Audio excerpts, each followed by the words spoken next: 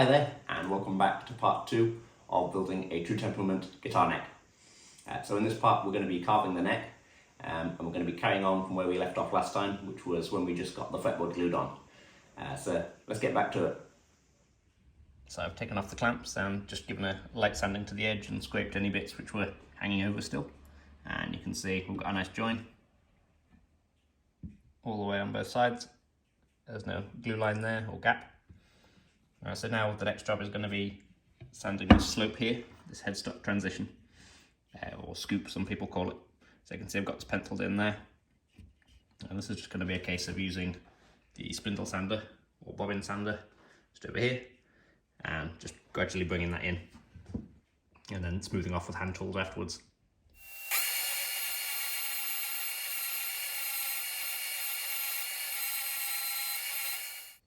So that's the transition roughed in now. You can see we've got a nice kind of curve going down there, and it's the same on both sides. It'll need a little bit more refining because you can see there's a few little bumps in there, which we'll get with hand sanding and scraping, but it's mostly there now, so we can go on to the next job. I'm just going to go around the edge of the headstock now, also with the spindle sander, and get this all looking good because this is still a little bit rough from the routing. So that's what I'm going to do next, and then we can start thinking about carving this neck.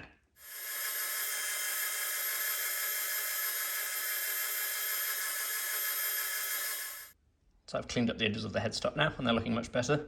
And I've also cleaned up the fretboard that had that chipping out, which it was supplied with around here somewhere. There was the tear out which they'd caused from the router, but that's gone now. So I've cleaned all that up and polished it. I've also rolled off the fretboard edge on the treble side so far, and you can see that's going to be much more comfortable to play than if I left it like the other side, which is quite sharp compared. So we're going to do that side now. I'm just going to show you how I do that. But this side is obviously done, and it's much more comfy and rounded now. So there's a few different steps to go through when rolling off the edges. I like to use a blade like this, and I just like to scrape from the top first, and I like to kind of extend it as far as I want to go. So it's normally like, I don't know, a millimetre, maybe 1.5 millimetres, something like that, in this way. And then I'll do the same coming from this side, so like this. And then I'll get them to kind of meet in the middle.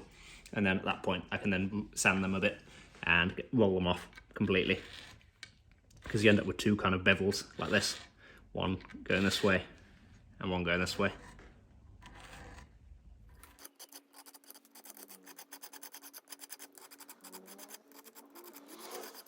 So once I think I'm getting close with the scraper, I'll then move on to one of these, which is a sanding sponge. And this is the fine grit one, so it's around 320 grit, something like that.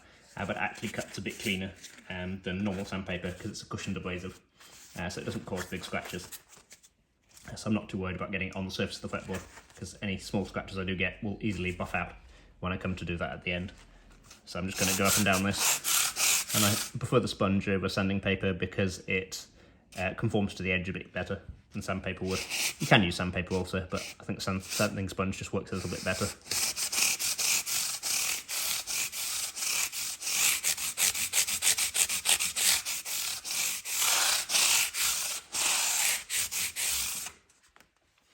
So I'm not quite happy with it yet. I think I'm going to go a bit more scraping, then repeat the sanding again, because I can still feel a bit of an edge there, which is not particularly comfortable. This is obviously on the base side, so you're probably not going to come into much contact with it, but I still like it to feel consistent on both sides of the neck. And as at the moment, this side is rounder than the other. So this is nice and smooth along the edges now. And it's at this point in the build where I normally switch my attention over to the body. So that's what I've done. This video is focusing on the neck, so I'm not covering the build process on the body, but I thought you might like to see it anyway. So here it is. And this is burr elm on the top of this one. And it's completely chambered on the inside. Got a custom sound hole here. So it's extremely lightweight and it's basically done. It just needs these voids in the burr filling and the finish. But the most important bit to get done for us is this neck pocket here, because that allows me to trace the shape of the neck pocket onto the neck and get a nice smooth transition between the two. So if I now go like this, and now I can draw up here, around there, and that's going to tell me where to carve the neck up to. So now we can go back onto the neck and carve it which is what we're going to be doing next. So to carve the neck, I use what's called the facet method, which is where you draw your profile up like I have done here, and then you draw a series of facets around the neck profile, and then that cuts it off in sections basically. So you can see there's one facet here, then there's a smaller one there, and a smaller one there, and by the time those facets are carved, you pretty much got the shape, just with a few pointy bits which need smoothing off. So that's what we're going to do now. I've already drawn these facets, which I've marked up on this piece of paper. I've transferred them onto the neck, and you can see there's one running down there, and there's one running down here. And I'm going to carve that now, so those two lines meet, so you're basically just making a flat along here, and then obviously on the other side too. And then I'll be able to draw in the secondary facets, which go on this line here, and across the edge of the fretboard there. And then by that point, we're pretty much there. So then it just needs smoothing off.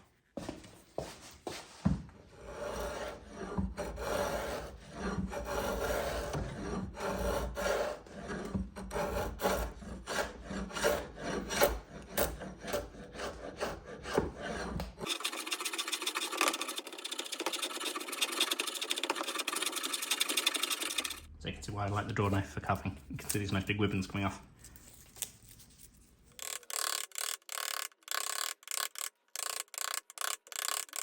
So you can see we've got kind of a V shape now with the primary facets carved. So I basically just joined that line with that line. We've got a flat going across the two, and same on the other side. So now I can draw in the secondary ones, which are going to go up here, and then carve those, and also on the edge of the fretboard there as well. I've done some rough transitioning in this area as well. I've done that with the chisels, just smoothing it into the facet, so it kind of rises up into it, and the same at the other end as well. This is obviously extremely rough at the moment. It needs a lot more smoothing out. I've just kind of roughed it in at the moment. But now I'm going to carve the secondary facets, as I mentioned, and then it'll start to look a bit more like a neck. So you can just about see the secondary facets in here. Ignore that middle line, so it's just this line here and this line there. So we're going to, just like we just did before, just create a flat between that line and that line. And then, as you can tell, that's going to create quite a rounded shape by that point.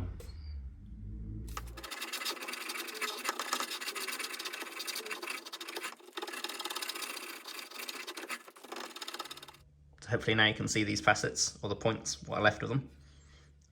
So it's just like as we drew up on the piece of paper, and we just need to smooth these bits off, and then we'll be left with the finished shape which we drew. And I like to use either a second cut or a smooth file to roll these over into the neck. And a scraper is also useful for kind of taking the points off, and then we can follow up with doing sanding shoe shine style like this, going across the grain. That works really well for making a nice round neck. And we obviously need to do these transitions here. There's the heel and also the other end. I like to use chisels for those, and round files as well as sanding. So that's what we're going to do now.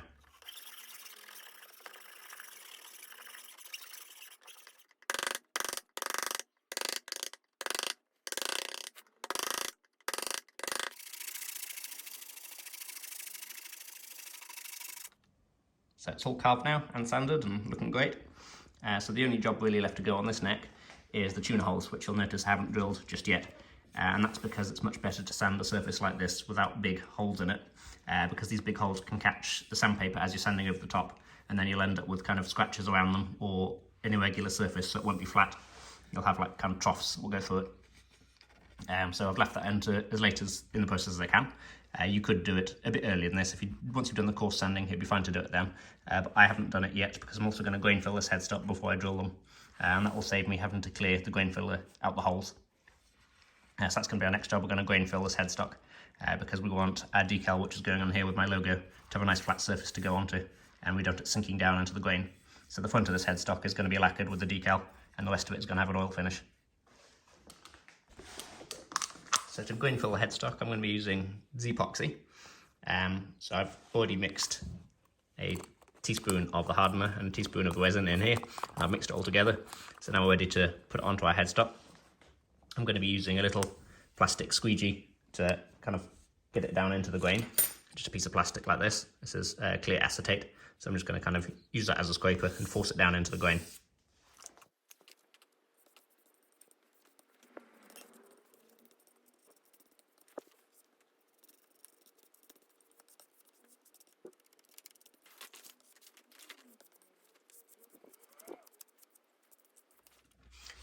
And that should about do it.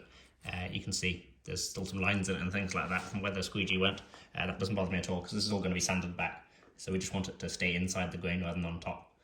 So I'm going to give this probably 24 hours now, and then I can sand it back. So I've now given it 2 coats of grain filler and sanded it all back. It's looking good, all the pores are now filled.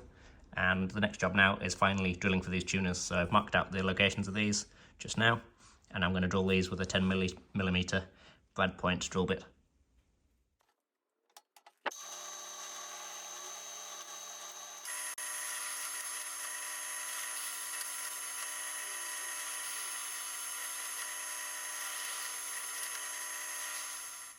And that's all for part 2 of this series. If you haven't seen part 1, make sure you go back and check that out. But if you'd like to see part 3, please don't forget to subscribe so you don't miss it. Thank you very much for watching, and I'll see you in the final part of this series.